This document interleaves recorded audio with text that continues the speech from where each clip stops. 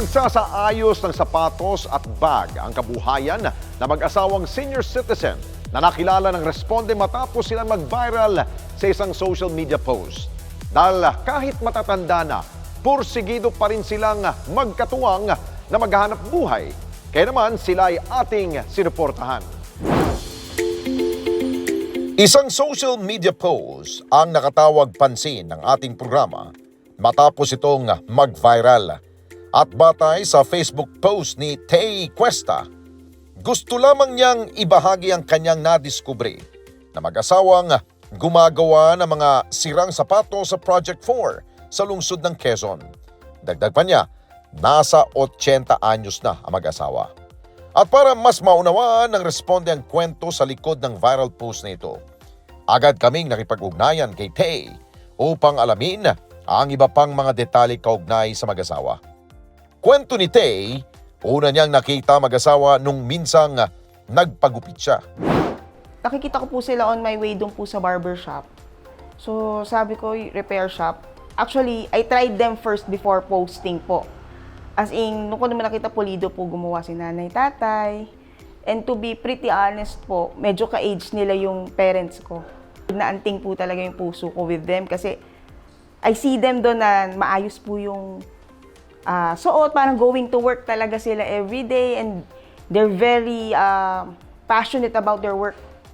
So, dun po, I started posting them po online. So, yun po. Tapos hanggang naging friends ko na po yan, si nanay tsaka si tatay po. Actually po, hindi ko po talaga inakala na it would go, I'd say the word viral. Kasi I started posting them around the neighborhood. Meron po kasi kaming community page, yung Project 4 community page. So, it started from there. Then, I posted in different groups. Tapos, nagugulat na lang ako, people are messaging me na paano sila mahahanap. At sa tulong ni Tay, nakilala na rin namin na mag-asawang senior citizen na sina Tatay Roger at Nanay Gloria. Kwento nila sa amin, si Tatay Roger ay mahina na ang pandinig. Sir, ay, for hearing, sir. Sige pa. Dito na namin sila tinanong kung bakit nagtatrabaho pa rin sila sa kabila ng kanilang edad. Mahirap. Ano kami, sir, ginagawa namin ang lahat para mabuhay naman kami ng marangal. Di kami nangingi sa kapwa namin. Lahat ng effort ginagawa po namin. Kami, matanda na po, pero nice naming kumita ng maayos na pagkita para mabuhay namin ang sarili namin. Upang mabuhay ko rin ang aking asawa. Mahirap ang buhay ngayon. Mahirap, kaya di pwedeng aasa ka po sa anak. Meron kaming anak, 2 lalaki. Pero may mga pamilya na rin sila. Dati siya lang doon sa pwesto. Sumama na rin ako, tinutulungan ko siya. Magdidikit ako, ayan, may pandikit pa yung kamay ko. Ayun, minsan maalis siya, nagpapatahi siya. May pambili rin ng ulam, tsaka Ayun, bigas. panggastos, sir. Mahirap, mahal ang bigas ngayon eh. Bagamat may mga anak, ayaw naman nilang umasa sa mga ito. Mahirap umasa sa anak. Minsan nakakahingi rin kami sa kanila, Sometimes, pero sir. nag-aaral kasi yung mga apo ko. Ang panganay ko, 4 ang anak. Yung bunso ko, 2 anak. Ang panganay ko po, siya po ang kasama ko ngayon sa bahay namin. Dahil diya kahit papaano siya, kumikita po. Kwento pa nila, natuto silang gumawa ng sapatos dahil sa ama ni Nanay Gloria na isang sapatero rin sa Marikina. Tatay ko, 13 kami magkakapatid. Yan ang binuhay ni tatay ko sa amin. Sapatos lang, nanay ko wala. Sa Marikina siya, mga kapatid niya. Magaling gumawa ng sapatos yun. Ako naman, bilang asawa ng anak yung misis, nandun ako, excuse ba? Inuusyuso ko lang paano paggawa, sir. Nagkaroon ng strike force sa La Pasita, binayaran po kami. Yun po pinuhunan ng aking asawa sa prutas. Yun naman, asawa ng Diyos, lumaki naman yon.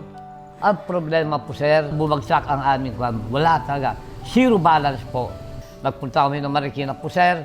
Tumira muna kami sa kanyang kapatid, mga 4 months, 5 months. Humirap po kami ng kapital para mag-umpisa, magtayo kami ng panghanap buhay, kaya sa sapatos, sir. Ayun, nangupahan kami sa yung sinasabi kong apartment. Doon kami nag-umpisa, matagal. Kung hindi po, nag-pandemic po, di kami siguro alis doon. Nagpasya kami, mag-asawa, uwi ka kami sa San Juan. Meron naman espasyo doon sa Silong. Yun naman ang kinuha ng asawa ko para kanyang bana ba. At kahit may kalayuan ang San Juan sa Project 4, mas pinili nila na dito ialok ang kanilang serbisyo. Mas maganda dito. Nakatakbo kami ng taong na wala kaming bayad. Ano kami sa harapan ng bahay nila. Bira yung ganun, di ba? Kung kami sa iba, baka masipa ka agad kami. Hindi rin manuhad lang ang kanilang edad sa kanilang pagtatrabaho. Noon, sir, mahirap talaga. Ngayon. Pero ngayon, hindi na, sir. Kaya ko pa, sir. Malaki Kaya ko pa. kaya ko pang bumakbak ng sir. Problema lang kinakatakutan ko, sir. Problema lang. Wag lang ako mabibigyan ng problema. Dahil dinidibdib ko yung problema, sir. Repair lang. Hindi naman bago ngayon. Wala na nagpapagawang bago. Hindi na masyado, Kasi sir. matipid ng mga tao ngayon po. Puro rubber tahi. Ganyan, mga rubber na ganyan, puro tahi lang. 200, tanggap namin. Kung mga ganyan lang, sir, Kamay. ako na mismo tinata. Kamay, Kamay. kinakamay ko na. Pero pag bilo, Pero kung all around, ayan ganyan, all around. imamasin ko, sir, para maganda naman. Maganda. Ayoko naman yung customer ko mapangitan, sir, eh. Kailangan may balik. Kung dati halos wala silang kinikita, nagbagong lahat nang makilala nila si Tay. Konti lang. Minsan 200, minsan wala.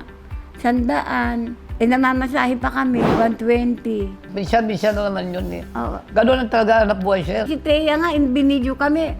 Sabi sa amin, at isa ka na nanay, nakita namin ka sa video. Kayo yun sa video, nagpapagawa na sila ng sapatos. Ayun, malaking tulong, sir. Malaki. dumami. Oh, dumami. Dumami, sir. Dumami nung wala. Nung siya lang mag-isa ron, pagdating ng bahay, sabi ko, ang kita mo, bigyan ako 50 pesos. Sabi Oo. ko, ano to? Opo, sir. 50 Doon lang di ko kita pakilala mo. si Bandeya. Sabi niya, walang nagpagawa eh. Kaya ang ginawa ko, sumama na ako doon. Nung sumama ako, ayan, nakilala ko na si, Bandeya. Montea. Sabi Doon niya, nag-umpisa, sir. Pag may darating na magpapagawa ng sapatos, sir, tinatanong namin, paano yung nalaman na meron dito? nasa video Sa kayo Facebook. eh, sabi nila, ay sa Facebook. Doon nila nakita kami. May sasakyan pa, sir. O, pinupuntahan kami doon. Doon nagpapagawa. Kaya na kinikita nyo ngayon. Aba, ganda-ganda na.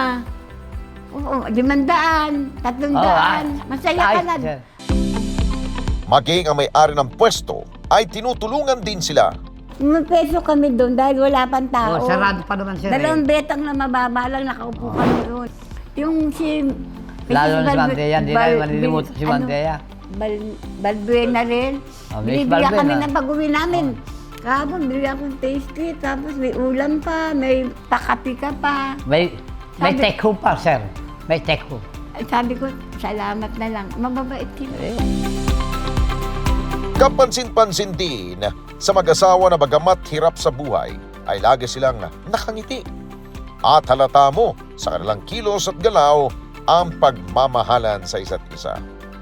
At ang responde, hindi rin pinalampas sa pagkakataon na mas mapasaya pa ang mag-asawa. Dinalaw natin sila sa kanilang bahay at malugod nila tayong pinatuloy sa kanilang tahanan. Dito rin ay kwento ni Nanay Gloria na bukod sa pagre-repair ng sapatos, ay nagugupit din siya. Pag wala akong pera, may magpapagupit, ginugupitan ko sila. Oo, 50 pesos lang sinisingil ko. Ngayon, kung magbigay silang 100, mas okay, di ba?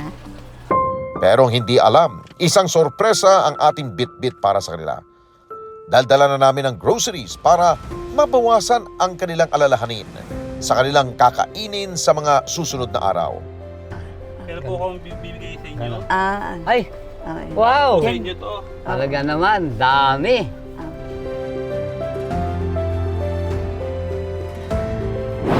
Kami ay taas puso ng papasalamat po sa inyo. Kami mag-asawa. Salamat po sa Net25 Responde. Maraming salamat po sa aming mag-asawa na matanda na.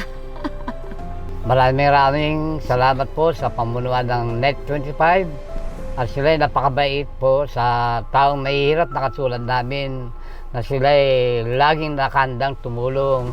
Nandiyan lang sila. Kadalasan sa mga viral posts, nakadidiskubre tayo ng mga kwento at pangyari sa ating lipunan. Pero higit sa kakaibang istorya na iniwan sa atin, ay ang inspirasyon na ating nakukuha mula sa mga taong nakikilala lamang natin sa mundo ng social media. Tulad ng natatanging pagsisikap at pagmamahalan na mag-asawang Roger at Gloria, na sa kabila ng kanilang edad at pinagdaraanan ay nananatili silang positibo at lumalaban sa anumang hamon ng buhay. Mga kababayan, salamat po sa inyo pong pagsubaybay sa Responde Mata ng Mamamayan. Para mapanood pa ang iba pa naming pagresponde sa ating mga kababayan, i-click lamang ang subscribe button at i-follow lamang ang Net25 social media pages at Net25 TV.